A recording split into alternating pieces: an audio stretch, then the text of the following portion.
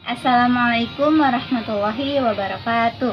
Perkenalkan, nama saya Juaria dari kelas 10 MIPA 3. Di sini saya akan menceritakan kisah serigala yang beriman. Pada suatu hari, gembala tersebut kecolongan. Seekor serigala berhasil menerkam seekor domba yang lepas dari kerumunan. Dia pun segera mengejar serigala dan menakut-nakutinya dengan ayunan tongkat. Domba yang menjadi buruannya itu bertubuh gemuk sehingga hewan karnivora ini kesulitan membawanya kabur. Sang gembala pun panik. Sang gembala pun menarik paksa domba tersebut dari cengkraman serigala. "Wahai Fulan, mengapa engkau begitu zalim?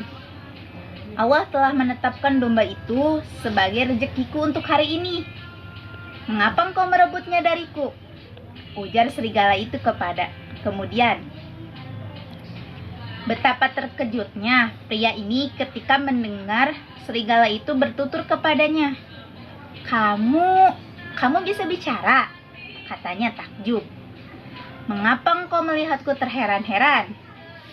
Harusnya engkau tahu, ada yang lebih mengherankan daripada seekor serigala bisa berbicara," kata hewan itu.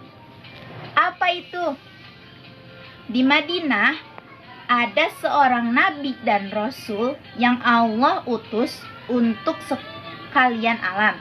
Namun, banyak orang yang justru membangkangnya dan enggan beriman kepadanya. Nama nabi itu Rasulullah Muhammad Sallallahu Alaihi Wasallam," papar serigala. Keesokan harinya, gembala itu bertekad pergi ke Madinah untuk menjumpai langsung sosok yang diceritakan serigala tadi. Perjalanan yang tidak mudah dia tempuh dengan penuh kesabaran. Akhirnya, sampailah dia ke Madinah. Sesudah bertanya pada sejumlah warga setempat, gembala itu tiba di depan Masjid Nabawi.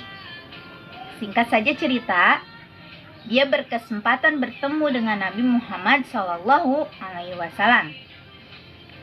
Kepada beliau, dia pun menuturkan kisahnya hingga sampai di Madinah.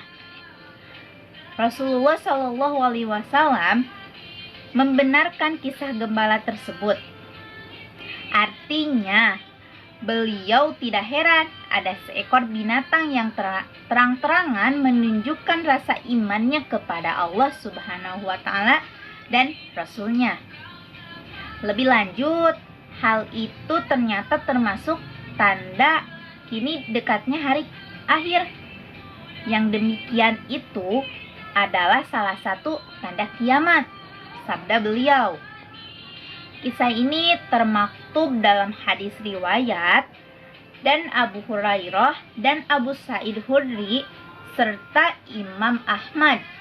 Pakar tafsir Ibnu Katsir menilai sanadnya sahih.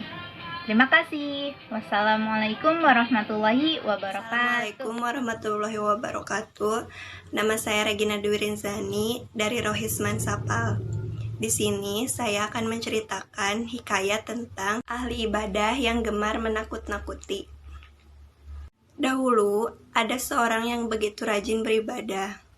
Ia giatkan dirinya untuk melakukan banyak peribadatan kepada Allah, baik siang maupun malam hari. Sebagian besar waktu hidupnya benar-benar ia habiskan untuk beribadah. Hanya saja, ada satu sikap yang tak baik dari ahli ibadah itu. Ia suka membuat orang berputus asa dari mendapatkan rahmat Allah Subhanahu wa Ta'ala. Terhadap orang-orang yang masih suka bermaksiat, ia suka menakut-nakuti dengan siksaan api neraka. Kepada mereka ia sampaikan bahwa Allah tak mau mengampuni dosa mereka. Mereka jauh dari rahmat Allah. Mereka adalah ahli maksiat yang tak termanfaatkan dan lain sebagainya.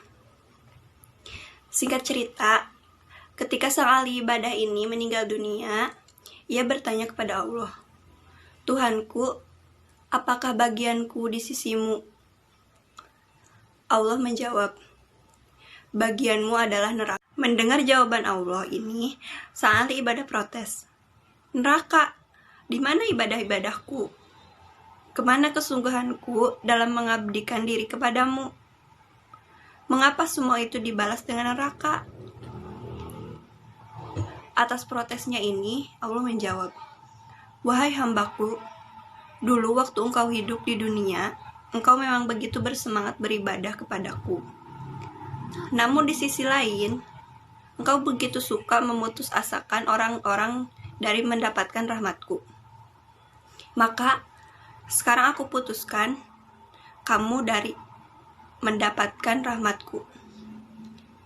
Abdullah bin Mas'ud meriwayatkan sebuah hadis dari Rasulullah SAW yang berbunyi, seorang yang ahli maksiat yang mengharap rahmat Allah lebih dekat kepada Allah daripada seorang ahli ibadah yang memusatkan orang dari rahmat Allah.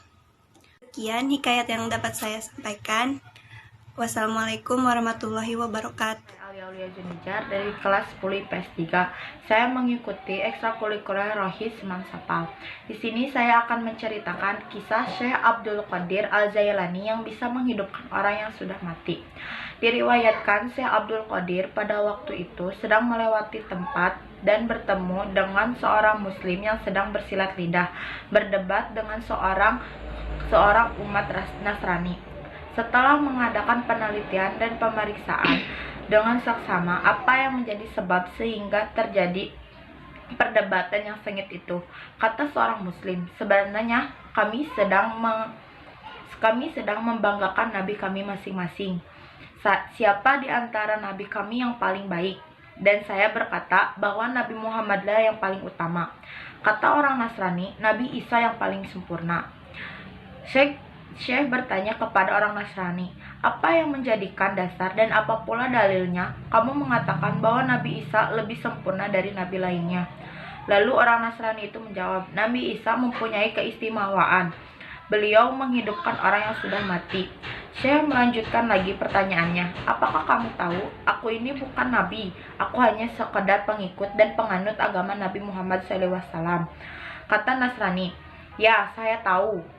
Lebih jauh, Syekh Abdul Qadir Jailani berkata lagi, kalau kiranya aku bisa menghidupkan kembali orang yang sudah mati, apakah kamu bersedia percaya dan beriman kepada agama Nabi Muhammad SAW?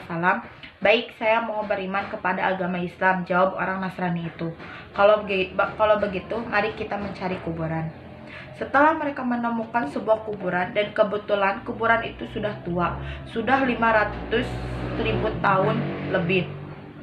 Syekh Abdul Qadir Jailani mengulangi pertanyaannya, Nabi Isa kalau akan menghidupi orang yang sudah mati, bagaimana caranya? Orang Nasrani menjawab, beliau cukup mengucapkan kul bi'idznillah, atau artinya bangun kamu dengan izin Allah. Nah sekarang kamu perhatikan dan dengarkan baik-baik, kata Syekh Abdul Qadir Jailani. Lalu beliau menghadap pada kuburan tadi sambil mengucapkan kum bi'izni, yang artinya bangun kamu dengan izinku. Mendengar ucapan itu, orang Nasrani tercengang keheranan. Belum habis herannya, kuburan terbelah dua. Keluar mayat dari dalam. Mayat itu keluar sambil bernyanyi. Konon, pada waktu hidupnya, mayat itu seorang penyanyi. Menyaksikan peristiwa aneh tersebut,